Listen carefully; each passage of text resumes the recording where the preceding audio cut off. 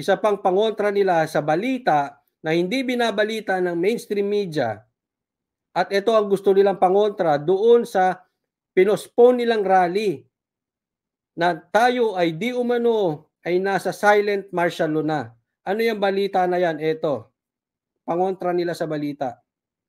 Na sana ng DFA ang passport ng puganteng si Apollo Kibuloy. Naks, may pugante pa eh. Parang in love ka ba kay Pastor Kibuloy? Hindi, nagtatanong lang tayo, Senator Risa. In love ka ba kay Pastor Kibuloy? Hindi ka na maka-move on.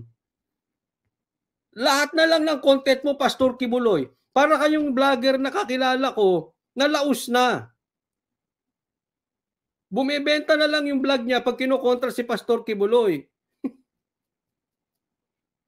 Pero kung ano i-vlog niya, hindi kumikita. Dapat magsama kayo ng vlogger na yun eh. Wala na kayong content kung hindi si Pastor Kibuloy.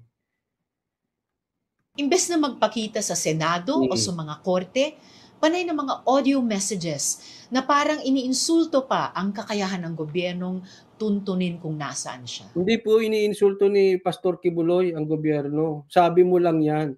Ha? Huwag mong gamitin yung gobyerno sa paek-ek mo, nakadramahan, para gipitin si Pastor Kibuloy. Para pagtakpan ninyo yung hinarangan na rally kahapon diyan sa nung linggo diyan sa Bulacan. Ito ang pantakip nyo sa mga balita para may balita ang mainstream media.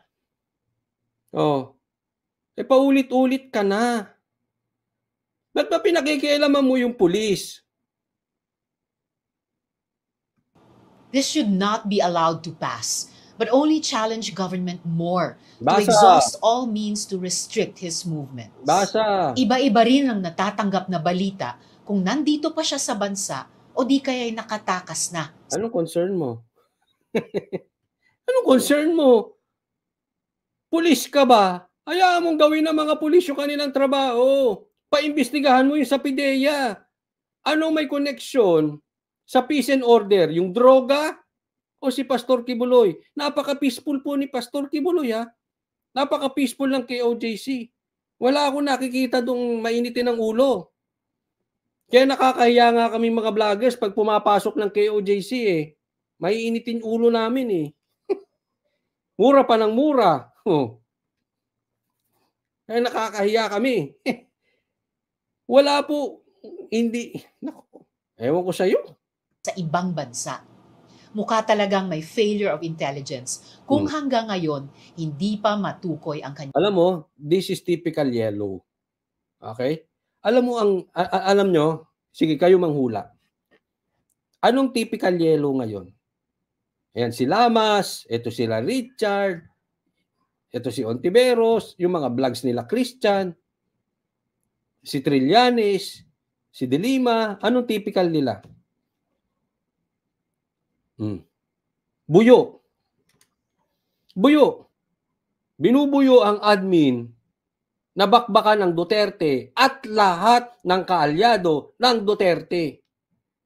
Yan sila. Buyo. Bakit? Chapuere, nasa gilid na lang. Dati, ang usapin, Marcos at Aquino. Pula at dilaw ang usapin dati. Ngayon, iba na usapin. DDS at pula na usapin ngayon. Chapuera na sila. Anong gagawin nila? Bubuyuin ng pula para lumubog ang DDS. Why? Because in their minds, they know kaya nilang bakbakan ang Marcos. Sa isip nila, kakayanin nila ang Marcos. Ang importante, ma-eliminate ang higanteng Duterte. Kaya ito, ang hilig magbuyo. Kaya kayo makapula, huwag nyong isipin, nakakampi nyo yung mga yan. Ginagamit lang kayo. Alam nyo, kunwari basketball, NBA, di ba? Mapunta tayo sa basketball, usapang basketball. May connection yan. Bakit? Yung alam nyo, magcha-champion. Yun ang gusto nilang matumba. Matalo ng ibang team. Kasi yan ang team to beat. Yung malakas, gusto nilang matalo. Bakit? Kasi pag natanggal yung malakas, Yung iba, kaya na nilang talunin. Yan ang nasa isip nila. Except wag yung malakas. And obviously, malakas po ang Duterte. Kaya, itong Dilaw, sul-sul, bulong ng bulong. Bakbakan nyo yan, ha? Yang Duterte na yan, bakbakan nyo, sige.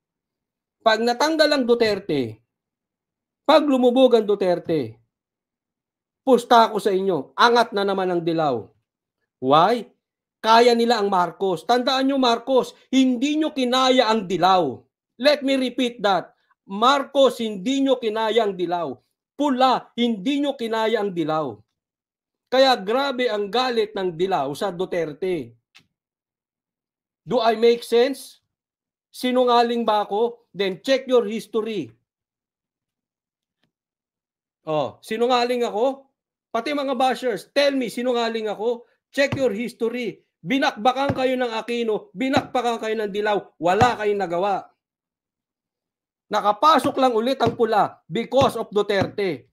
Tapos, ginaganyan nyo ang Duterte. Real talk po tayo. Tapos ginaganyan nyo. Bakit? Insecure kayo kasi alam nyo, ang ikipanalo nyo ay Duterte lang. Hindi nyo kinaya ang Dilaw. Sinungaling ako? O, kayo mag-judge. Fidela Jumalin, maraming salamat po sa kusang loob at sa pag-sponsor ng live na ito. Bobo ako, di kayo mag-judge. Masakit, di ba? Kasi yun ang totoo. Kaya huwag kayong pakasigurado sa mga Dilaw. Let's assume, magtagumpay kayo sa Duterte. Uupo ulit ang Dilaw. Hindi nyo kaya, Dilaw.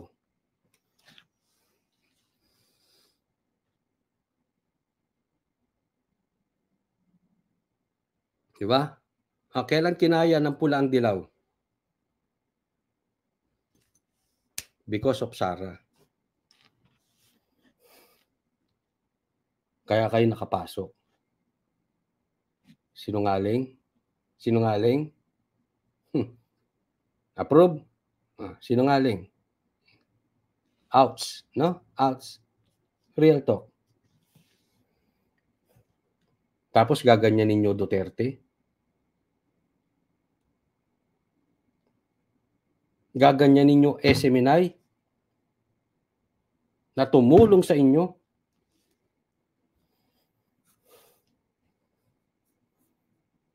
Yang location. In any case, he is accused of crimes that transcend boundaries and nationalities. Tiwala ako na maraming bansa ang handang makipagtulungan sa Pilipinas para papanagutin siya, lalo na 3 sa victim survivors na nag-witness sa aming mga Senate hearings ay mga mamamayan ng ibang bansa. Kung ang pugante... Corny. Bigyan mo naman kami ng intellectual pugante. Puro ka lang pugante. Yung kongresista ay nahuli. Sana naman ay mahuli na rin ang isang puganteng religious leader. Hindi ikaw humuli, magaling ka pala eh. Anong tingin mo? Sinasabi mo ba ang pulis na mga bobo? Kaya hindi nila makita si Pastor Kibuloy? Hindi rin. I cannot blame yung mga pulis. Ikaw pala magaling, di ikaw namang huli. Iniinsulto mo mga pulis eh. Kasalanan ba nila yun? Masyado kang magaling. O tuloy, nagtatanong si Felipe. O, nagtutula ba si PhilHealth Queen? Ewan ko, sino yung PhilHealth Queen na yan? Pakilagay nyo nga, hindi ko kilala sino yung PhilHealth Queen na yan. Maliit ang mundo. Hindi niya matatakasan ng batas habang buhay. Hindi niya naman tatakasan eh. Hindi naman tatapasan. Tinan nyo. Pagtapos nitong pang-aapi, yung pagbubusal sa mga media, tapos na rin yung kaso. Naniwala kayo. Kayo Dilaw, kaya galingan nyo kasusulsul kay Marcos. Ewan ko kung napapaniwala nyo si Marcos, kailang nakakaalam niyan. Pero medyo kabobo naman niya kung naniniwala sa inyo. Ewan ko sa inyo.